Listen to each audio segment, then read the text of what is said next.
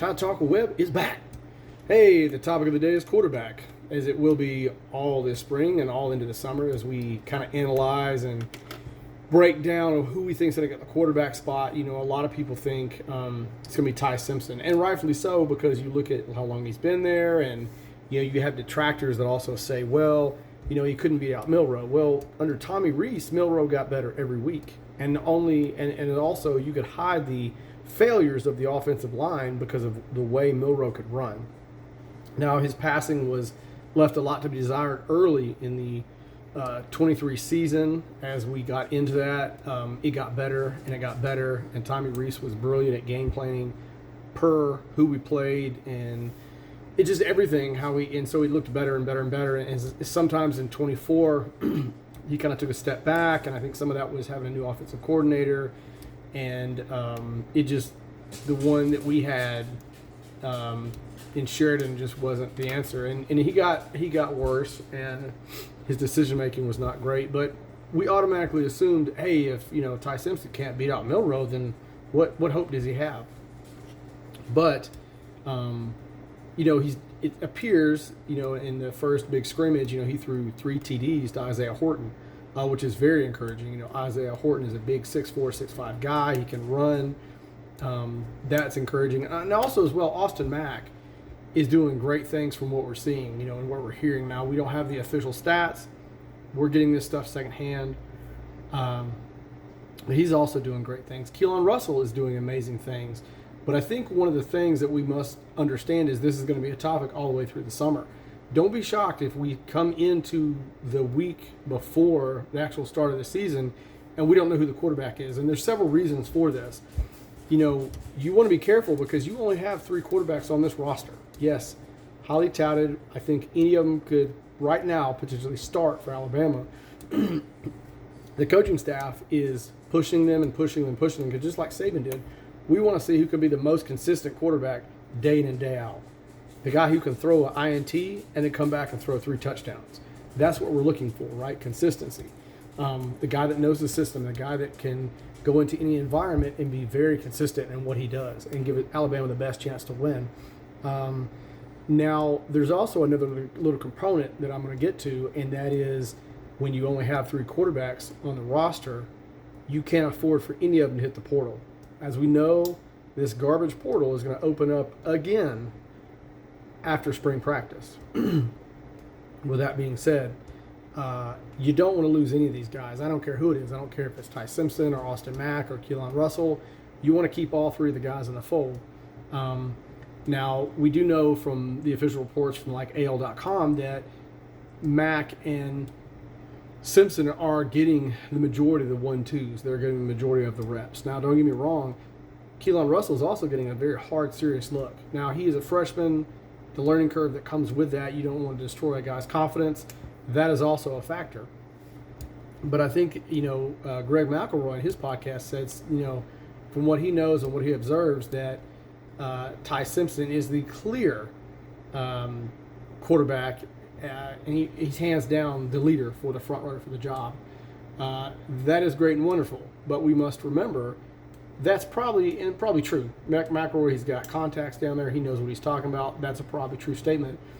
But with that being said, it only takes one snap for something to go wrong, and then you're like, well, it's the Austin Mack and Keelan Russell show at this point. So then, anything can happen. Even the first game of the season, first play, you could watch Ty Simpson snap his leg in half.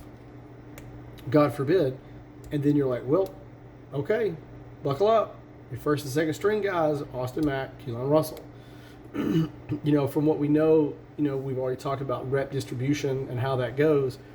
I know there's a lot of guys, a lot of talk, a lot of people who have, I guarantee there's all kinds of Bama camps. You've got your Ty Simpson camp, you've got your Keelan Russell camp, you've got your Austin Mack camp of who people want it to be, who they think is a better fit. Like I always say, it comes down to coaches. Grubbs is pushing them very hard. He's an old school, kind of a hard-nosed offensive coordinator who wants more, he wants your best. He's not going to let you settle for what you think is your best. He knows you can get more. He wants to see that out of his quarterback. He wants to see that out of who he's going to be putting as his field general. Like I said, let's also remember, I guarantee there's guys that are like, oh, we need Keelan Russell. Oh, we need Austin Mack or Simpson. He's an afterthought. But, there's also, remember, the last quarterback to just win a Super Bowl, Jalen Hurts, there was lots of guys that were calling for his head. There was a season he led us to the playoffs. There was numerous games we didn't know if we were going to win because they were so close and he was having bad games. You're talking about a guy who just won the Super Bowl, one of the top, in my opinion, 4 quarterbacks in the NFL right now going, and he was on Bama's roster, and because he was so inconsistent, everybody was sitting there screaming, we need Tua.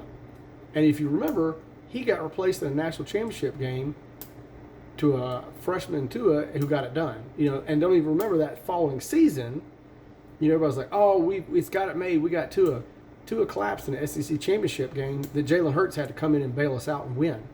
So just be careful. This is a long, steady process these coaches have to go through to figure out who their guy is.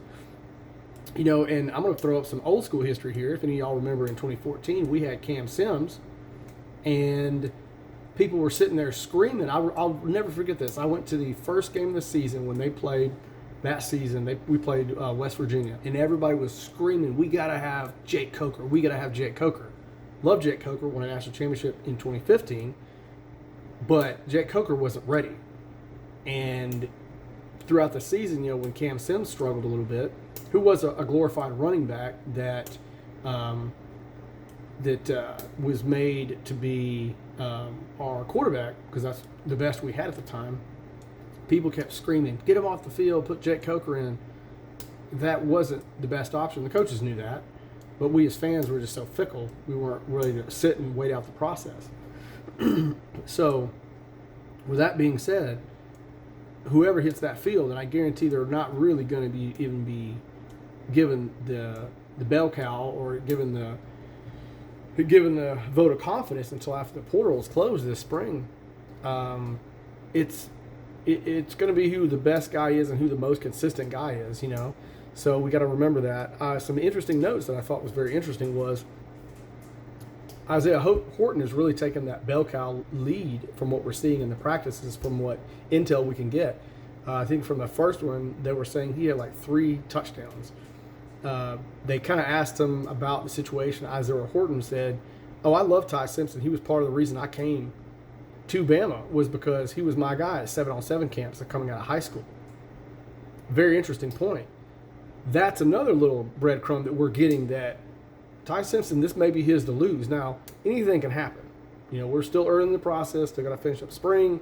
We got summer workouts, 2-a-days, all that stuff. But he seems to be the clear front runner. I know there's guys out there, I got friends that they can't stand Ty Simpson. They don't want his ass. You know what? There was a lot of people that said the same thing about Mac Jones. Tons of people. I remember after he played Michigan in the bowl game, there was people that didn't want to see him on the field. So take that where you're going to go with it. Some cool news and notes from practice, though. Dijon Lee, that 6'4" corner, killing it. Absolutely killing it. Not only that, we're getting amazing feedback. And I called this when I saw his film and when he committed to Bama. Latsir Brooks, they say he is absolutely burning people and turning heads. He will probably see the field this fall. He's that good.